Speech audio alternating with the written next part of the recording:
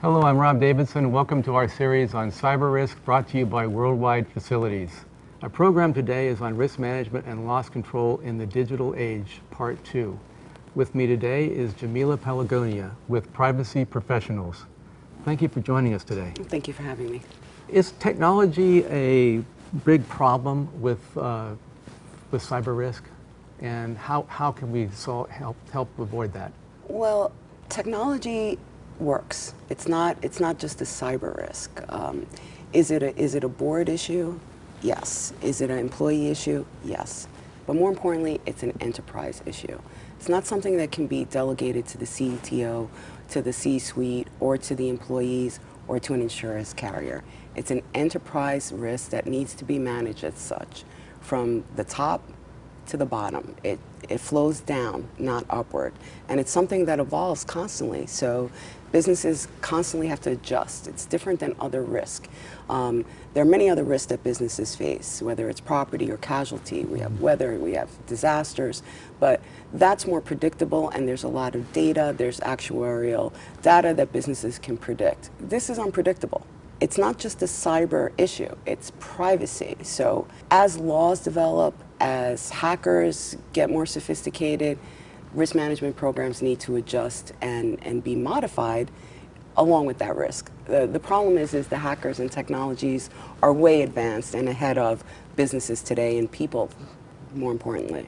So the technology is really outpacing the ability to keep up with it in many companies. I think so, but I would say that is mostly in the middle market area.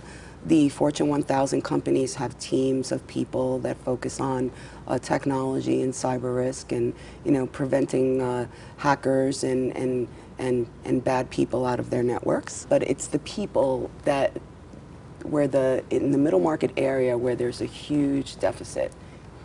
So the people really is the guts of the problem. It's being able to manage the people effectively, and to also, in the past, it seems like it's been the chief technology officer who has normally been the spearhead of the risk management and loss control efforts. But that seems to be evolving now. How would you characterize that? It has no choice but to evolve because technology runs everything these days. And that's what people don't recognize. It runs our critical infrastructure in our country. It runs, it can run cars. It runs everything. There's nothing where there's not, I mean, if you can name it besides your pen and paper, how many things do we do every day that doesn't involve some aspect of technology? This is true. And it's only going to expand and broaden. Even the Google Glass now that's come out, I mean, I can't even wrap my head around the kind of privacy exposures that can bring in the future. Very interesting. How do businesses establish an enterprise solution, would you say? I would say in the middle market, it's a challenge for most small and medium-sized businesses.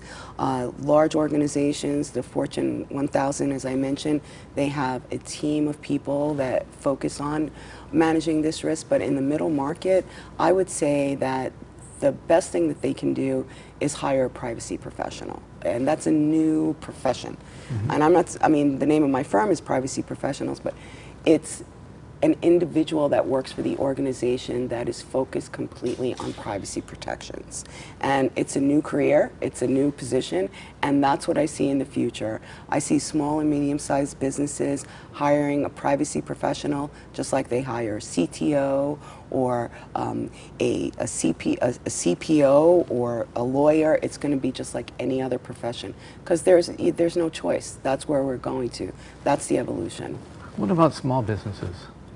Oh, small businesses can afford to hire a privacy professional, and if they can't afford to hire a full-time privacy professional, there are outsourced services like the type of business I have that can help them with that on a very cost-effective basis. Well, thank you very much for joining us today, Jamila. I really appreciate your time. And I wanted to thank our sponsor, Worldwide Facilities, for sponsoring the program, and I wanted to thank our viewers for watching today.